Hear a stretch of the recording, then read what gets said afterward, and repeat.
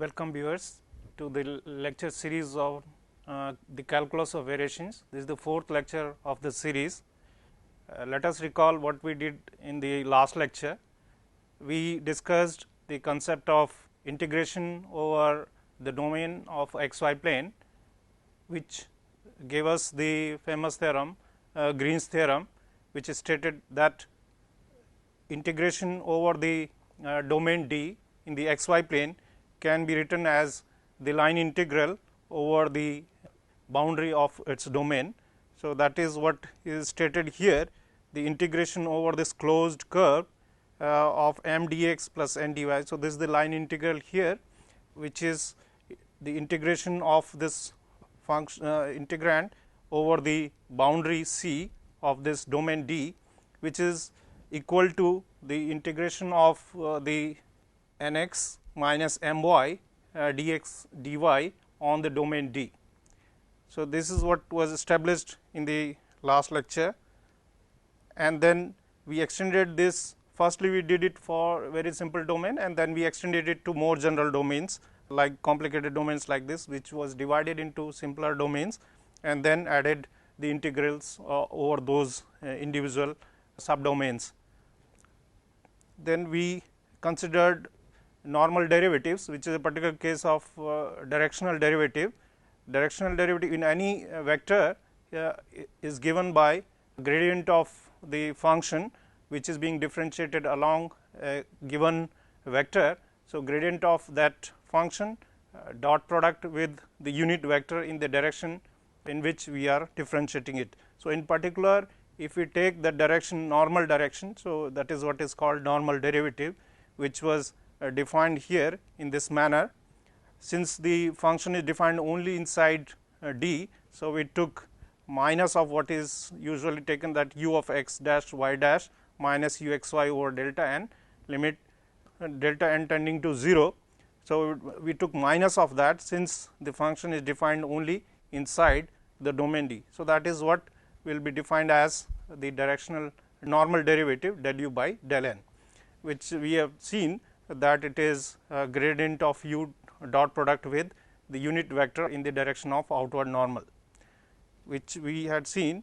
We added and subtracted this u x prime y, and then individually these limits were taken here, and then we saw that it is nothing but the gradient of u dot n cap.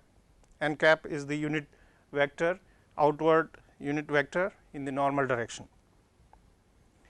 Then we consider determinants and various concepts related to determinants and associated system of linear equations, and then we saw that the system has n by n system has a solution if and only if the rank of the matrix is same thing as the rank of the augmented matrix.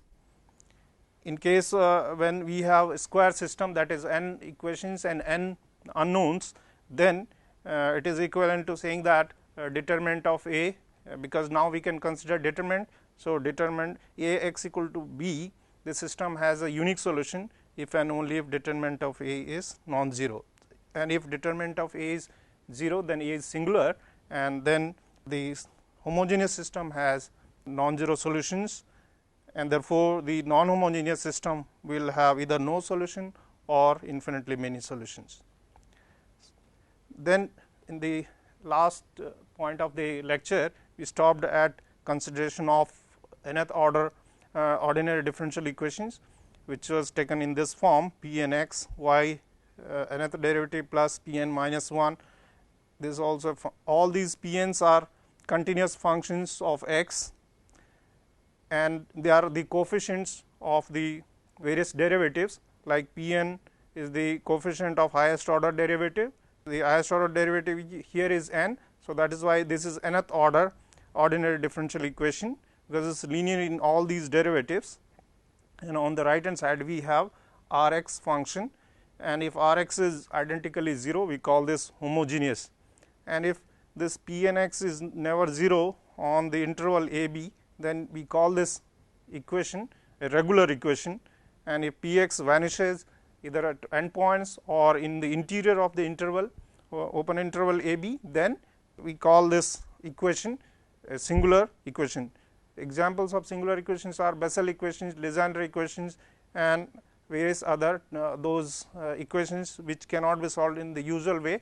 Then one goes for power series method and Frobenius method in general to solve those problems. Here we will be considering only the regular problems, and here, so we assume that this P n x is not 0 for all x in A B, and therefore, this equation can be written as, we can divide by P n x throughout, and then we get y n x plus P n minus 1 x divided by P n x y n minus 1 x and so on, plus P 0 x divided by P n x y equal to R x over P n x. So, this can be rewritten in this form, y n x plus A n minus 1 x y n minus 1 x and so on, plus A 0 x y equal to here B x, where these A j is P j x over P n x, and B x is, so j equal to 0, 1, 2 up to n minus 1, and B x equal to R x over P n x. Now, since all these P n's are P n, P j x are assumed to be continuous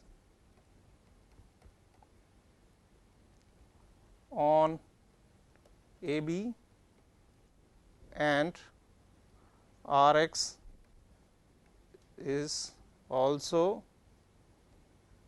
assumed to be continuous on A B. So, this would imply that these A j x and B x are continuous on A B. Then we have this Picard's theorem.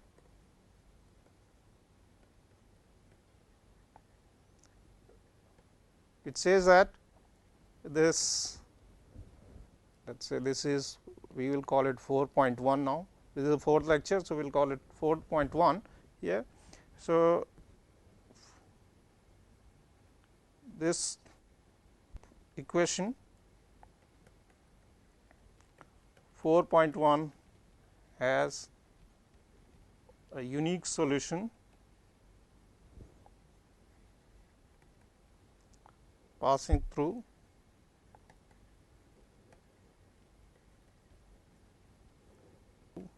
the point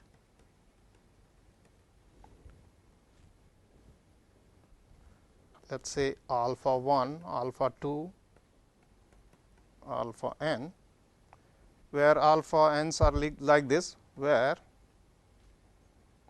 alpha j's are such that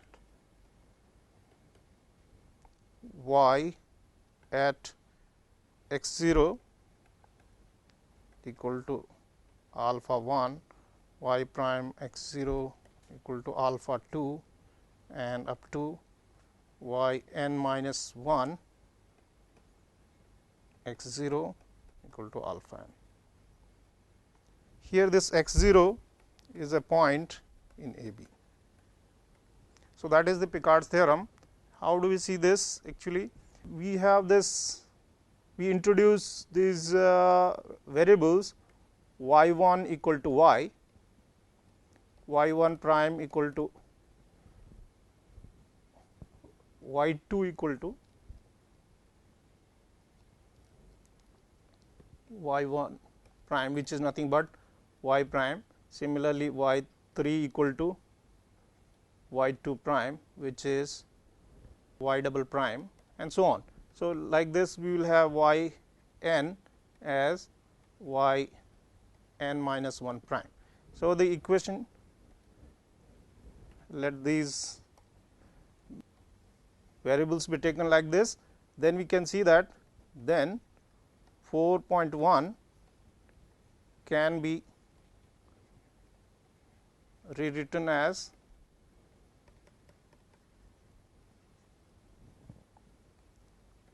y n prime equal to, we have like this. So, take all the things on the other side, this will be, so this system we will write like this, y 1 prime equal to y 2, y 2 prime equal to y 3, and so on from this. And so, y n prime equal to, or rather y n minus prime equal to y n, and then y n prime equal to minus, so that is first term is b x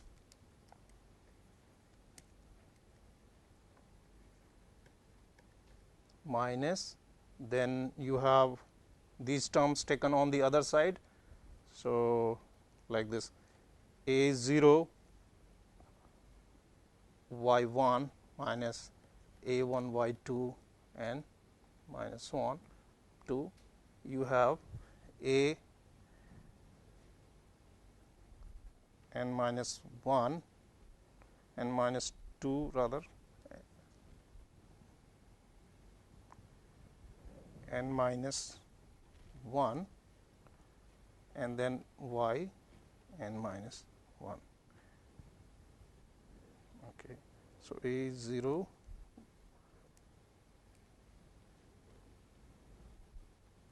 so like this you have a n minus 1, this is y n here, sorry, this should be a n minus 1 y n.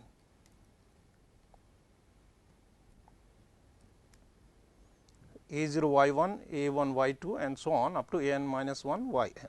So, this is the system of first order equation, each one is a first order equation. So, this is 4.2. So, 4.1 can equivalently be written as a system of these first order equations, and if we introduce this y equal to y 1 y 2 y n transpose, that is writing it in as a column vector, then and this matrix A will be, then we can write this like this, that y dash equal to this matrix where you have, this is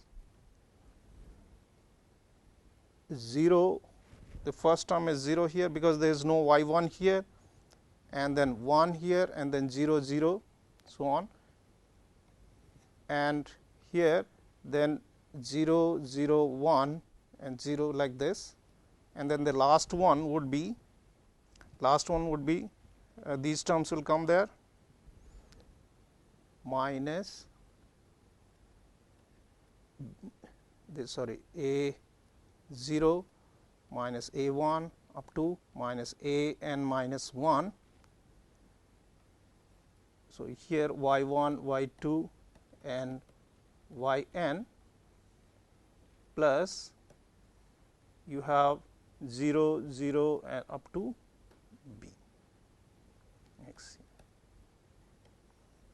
So, this system is written like this, y prime equal to this matrix A y plus some vector b like this. So, where A is this matrix and b is this vector here. So, this is the system can be written in a matrix form, vector, this is called the matrix form of the equation 4.1, which was equivalently written as 4.2 is a system of first order equations, and so in matrix form this can be written like this, and the initial point. So, this equation is to be satisfied where 0 less than equal to x, rather x 0 less than x equal to something. It can be x 1 where x 0 x 1 lie in that interval, where x 0 less than equal to x 1, and here x 0 x 1 both belong to a b, and y at x 0 is given by the vector alpha 1, alpha 2, alpha n transpose. So, this is the system of first order equations, which is equivalently written from the 4.2, which was in turn written from 4.1. So, this 4.1 is equivalent to 4.2, that is the system of first order equations, and 4.2 can be then in the matrix form can be written equivalently like this 4.3. Now, here this is reduced equivalently to the integral equation like this: y x equal to y at x 0 plus integral x 0 to x. Here you have this a y s plus b s d s. So, this is like you have this a is a because all these a's are functions of x. So, this actually a is also a function of x. So, we will write it like this: a s y s like this. Now, this is a particular case of this one y at x 0 plus x 0 to x, something like f s y s d s. So, here the Picard's theorem states that if this function f, where f is this form here in this particular case. So, Picard's theorem says that if this f is ellipsis continuous,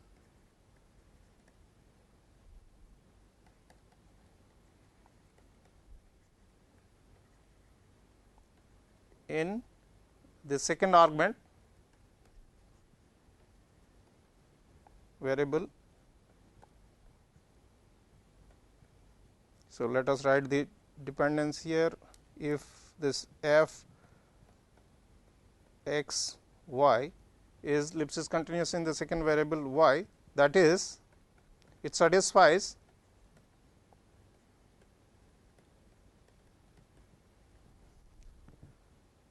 this norm, this is the Rn norm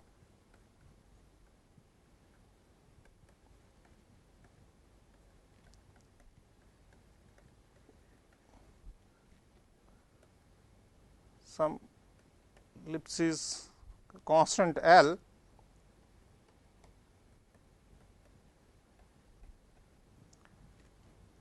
such a condition is called ellipsis continuity, which is stronger than the continuity, and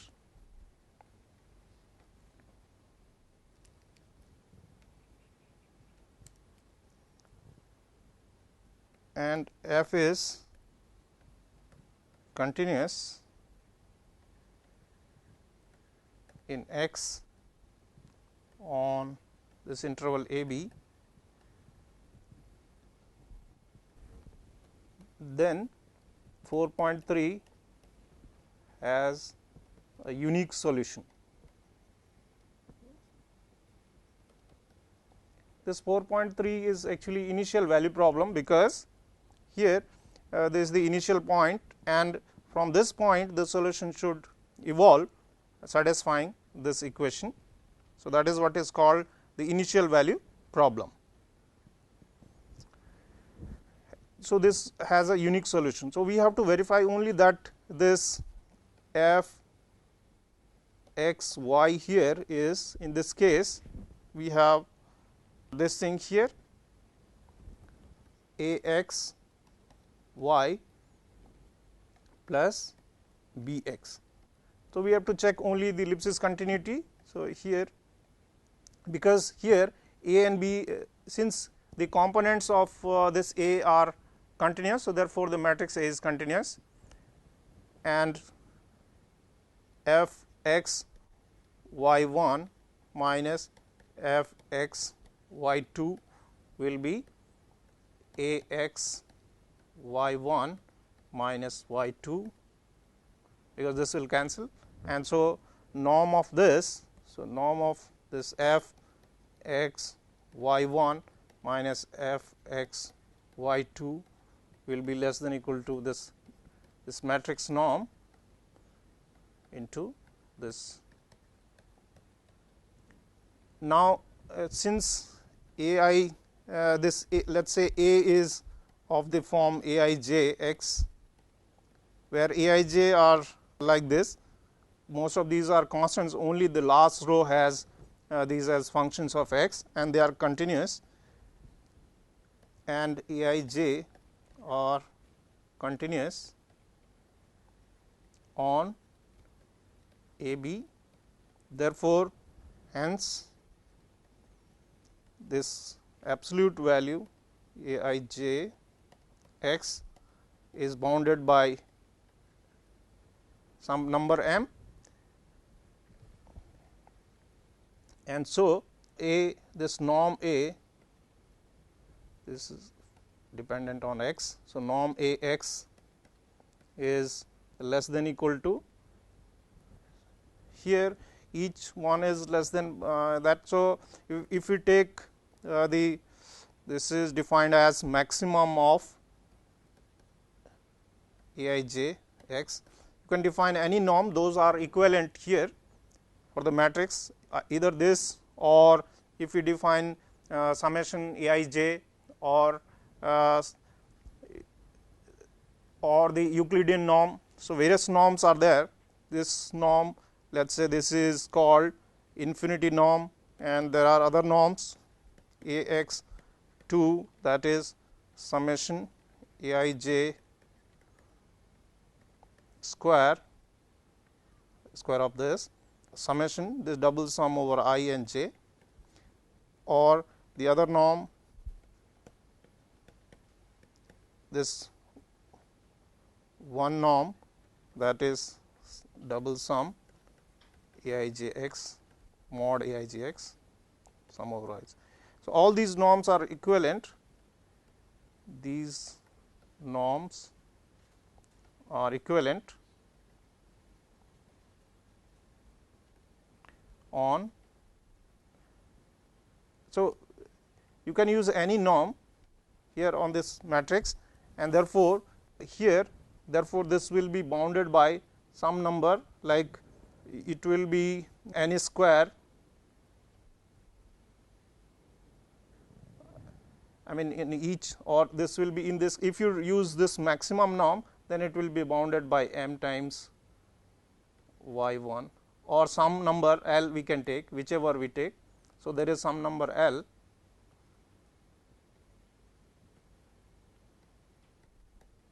where L is dependent on any of those norms. It is independent of x in this case, and therefore we have this ellipsis continuity, as well as since aij's are continuous and these b, the components of b are all continuous functions, and therefore this f will be continuous in the first variable x.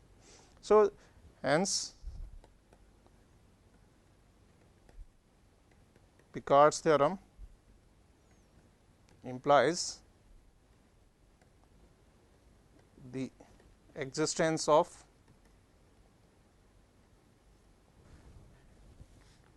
a unique solution of 4.3 in turn of 4.2 and 4.1. So, that is where we have the existence of these. We need to verify only that the coefficients are continuous function in and the right hand side the non homogeneous function is continuous on the given interval, and we will have the existence of initial value at any point starting any point lying in the interval. So, next we have these functions. So, here let us consider n functions phi 1 x, phi 2 x and so on, and phi n x. So, Wronskian of this phi 1, phi 2, phi n is called Wronskian.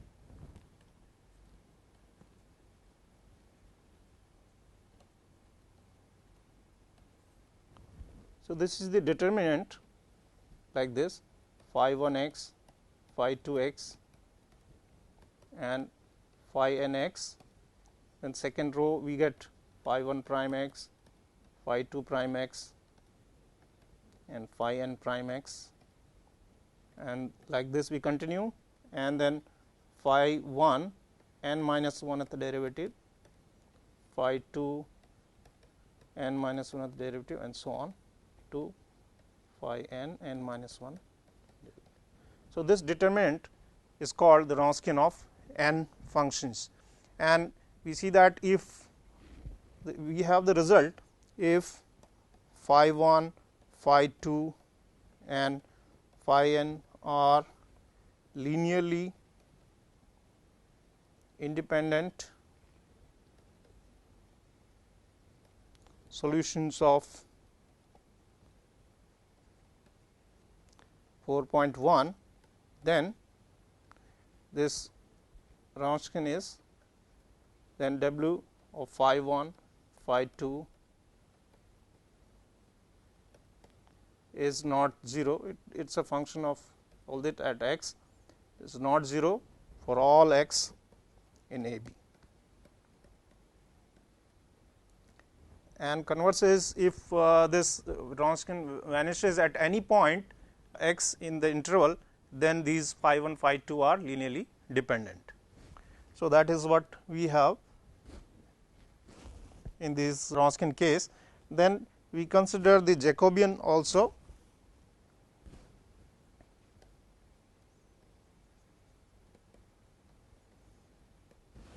So, Jacobian here what we will consider is the functions u1, u2, un, and these are functions of x1, x2, xn. So, these are functions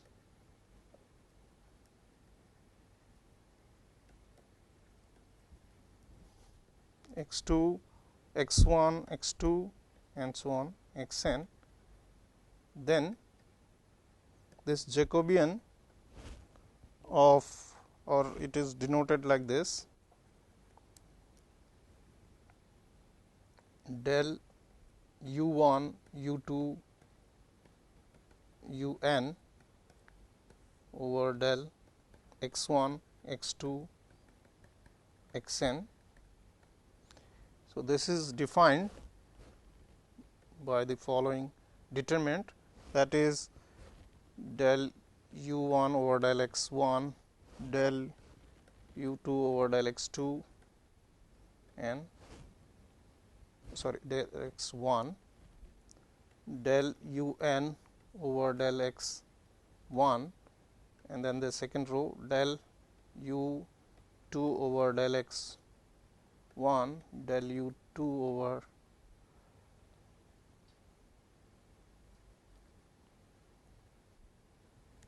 this should be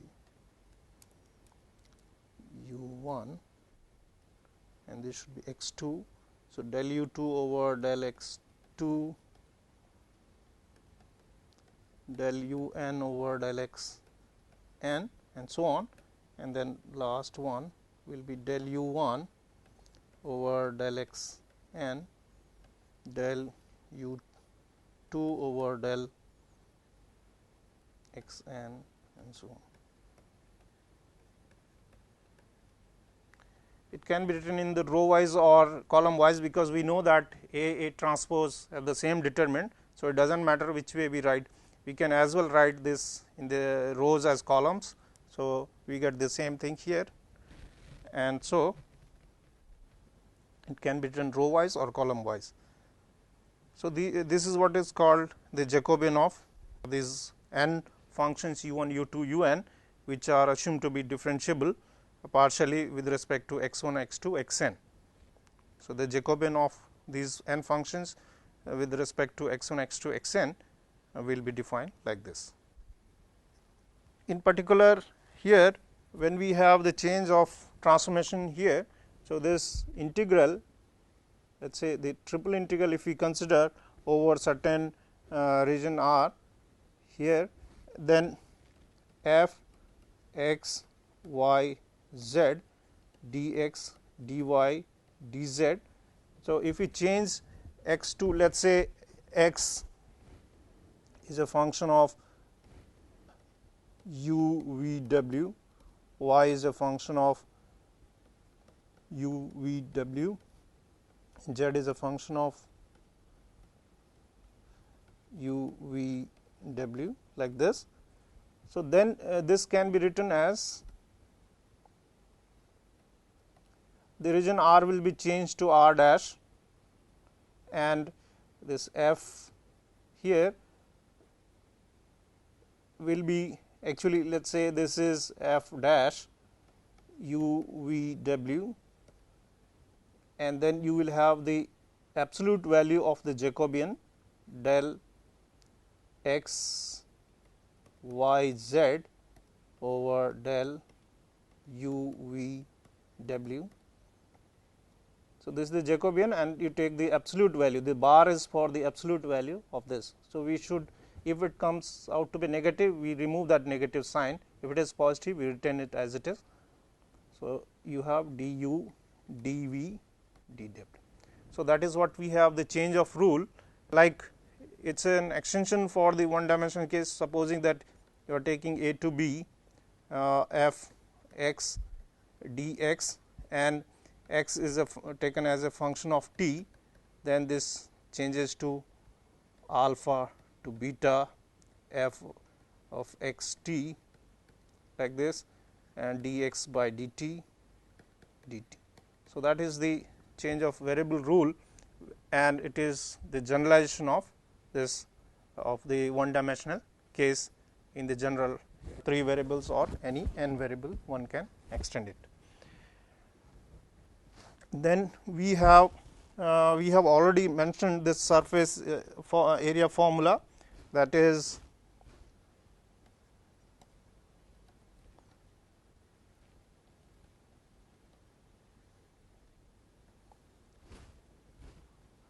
here we have this integral which we have mentioned already earlier over this x y z, and this is the domain in the xy plane, and let us say the surface over this is defined by zxy.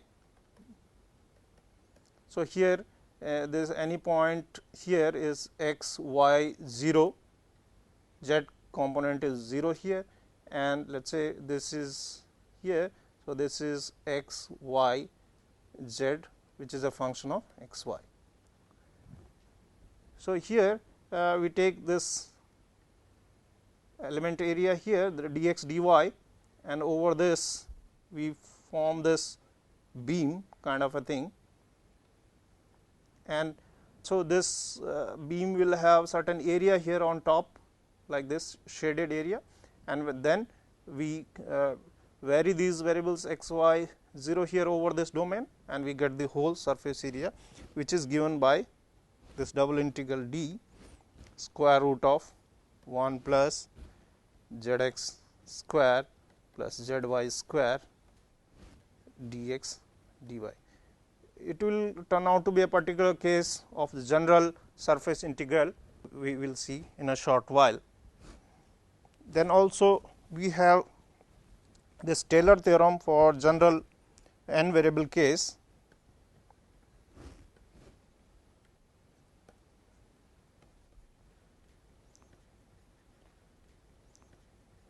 For several variables.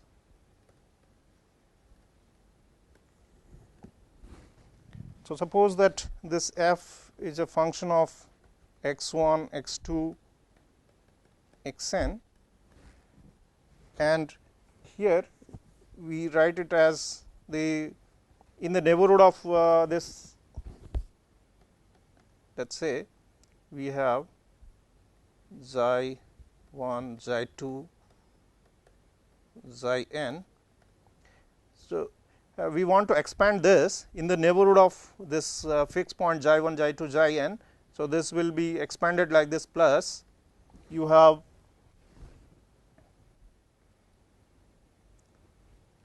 x. So, summation here, summation over I equal to 1 to n x I minus xi I, and then you have del over del x I of this f, and the next term would be plus 1 upon factorial 2. Then same thing here, summation of this I equal to 1 to n x I minus xi I del over del x I square. Here square will be taken in algebraic sense, and of this operator evaluated f, and like that we go, and these are to be finally evaluated at xi I coordinates. So, that is what we will write it as evaluated at xi 1, xi 2, xi n, f this thing evaluated at xi 1, xi 2, xi n, plus so on, and like this we will have 1 over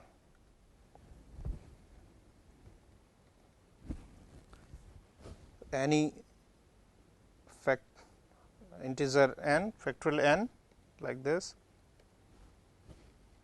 summation and x I minus xi I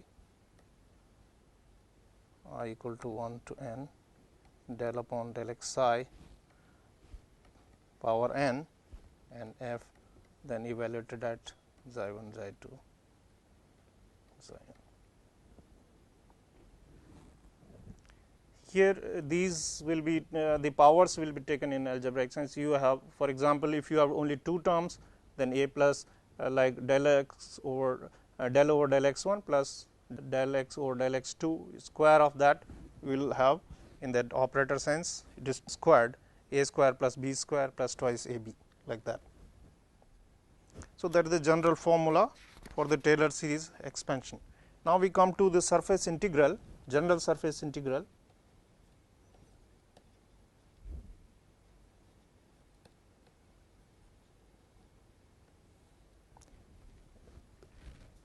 Now, here what we have is like this, some surface S is given here like this, and we want to here again the function f is given at each point on this surface.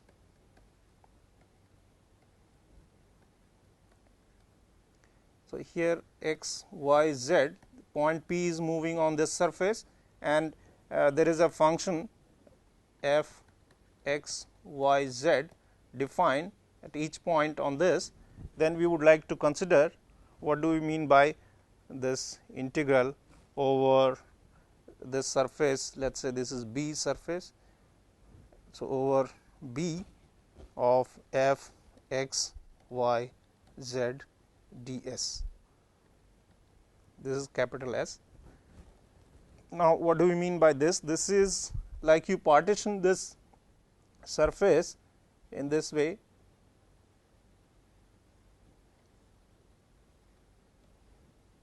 You partition the surface in this way, and let us say each. So, S is partitioned as delta S1, delta S2. Let us say this is delta S1, delta S2 and so on. Like this we enumerate them, and here say x I, y I, z I is a point in delta S I. So, then we consider this sum S n,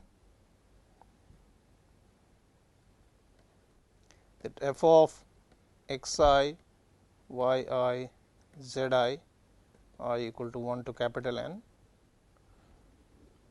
times delta S I. Now, if this limit, so here these surfaces are partitioned in such a way in these sub surfaces such that the maximum surface area goes to 0. So, that is what is to be ensured here.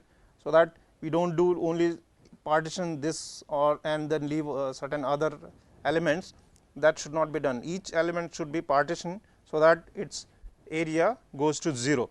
So, this if this limit as n tends to infinity such that this maximum surface area maximum, so that maximum or delta S I goes to 0, that is what we have to ensure. And if this limit exists, if limit exists, then we define it, we denote it as over this B f x y z ds. So, one has to ensure what are the sufficient conditions that because this is a Riemann sum and we need to expect that this sum should not depend, the limit should not depend on the way we partition it. So, therefore, we will see that the sufficient conditions are f has to be continuous on this surface as well as on the boundary of this surface here, and this boundary should be piecewise smooth. That means, at each point here on the surface it should be such that the normal should be continuous in each patch, like you could have surfaces like this and like this. So, in these two patches the normal n should be, so here everywhere normal n cap will be continuous here, it will be continuous here.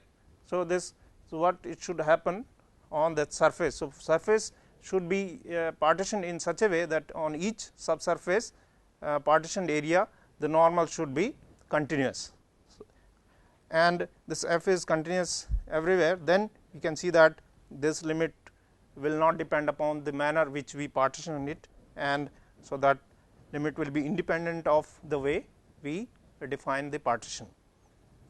So, this is what is called the surface area of this B, and where the function surface integral of the function f over this surface B.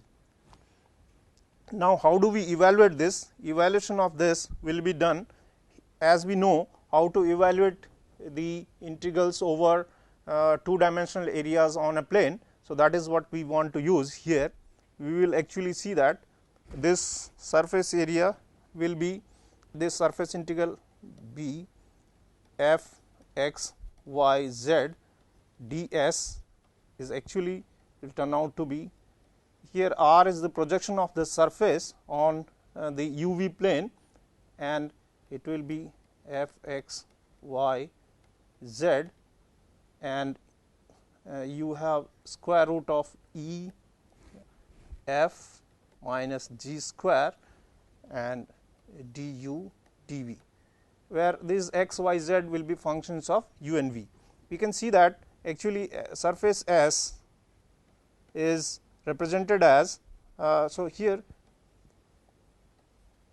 the surface S is like this, and at any point here the position vector, let us say this O P, this R is the position vector of this. So, this R is a function of u v, which will be like x u v I plus y u v j plus z u v k. So, this surface can be described by two parameters u v.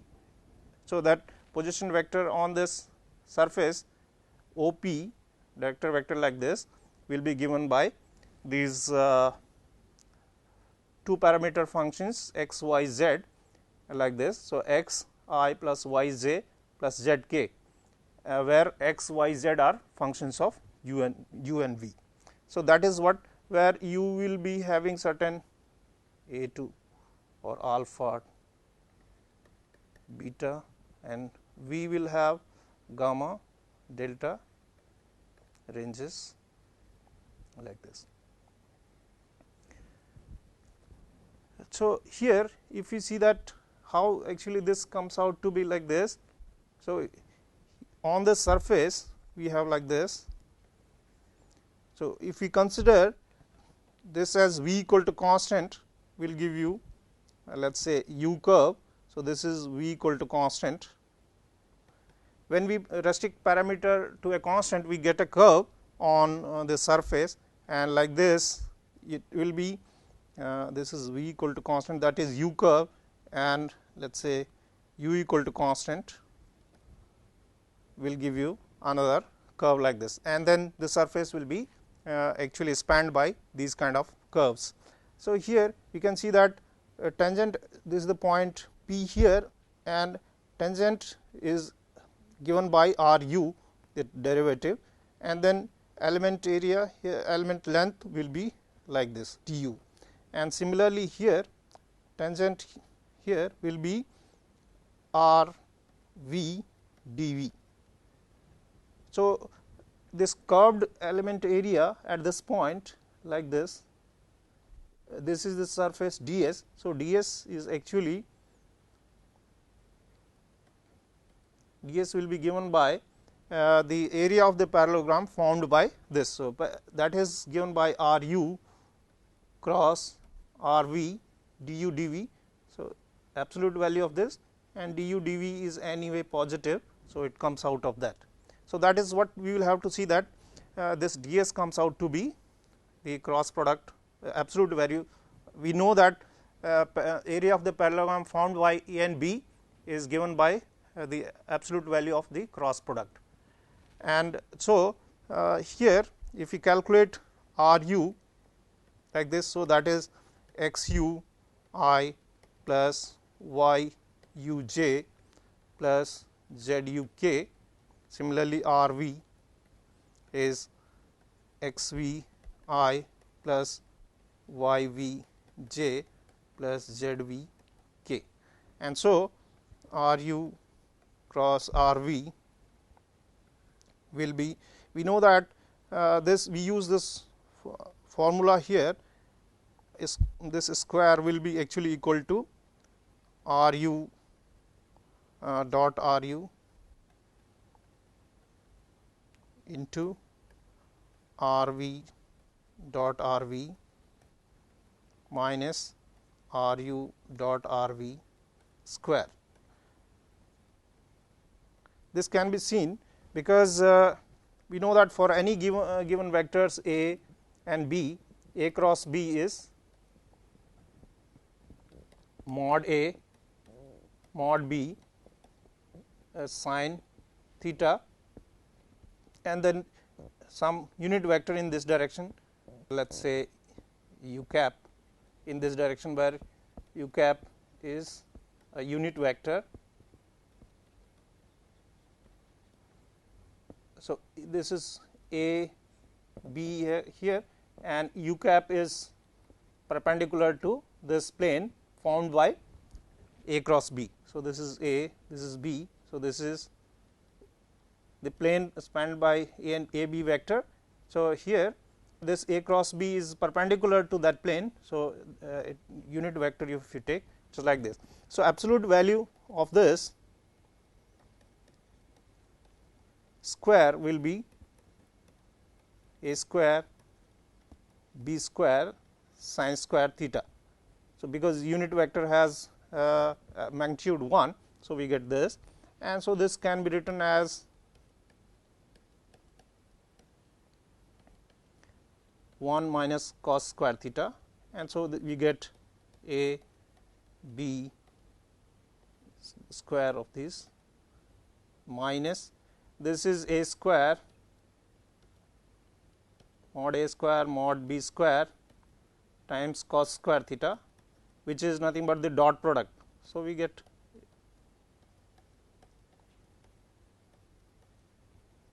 so this is A dot B the square of that.